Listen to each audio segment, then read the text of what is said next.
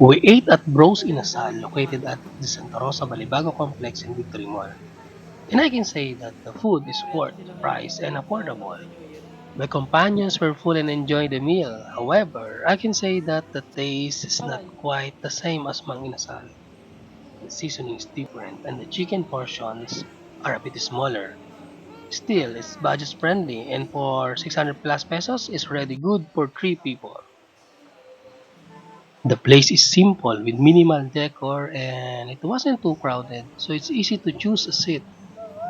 I'm not sure why there were only a few people when we ate there. Maybe it was because the New Year celebration had just ended, so there weren't many diners yet. They don't serve a lot of rice compared to other eateries, but it's okay. I'm just being honest about what I've noticed about them.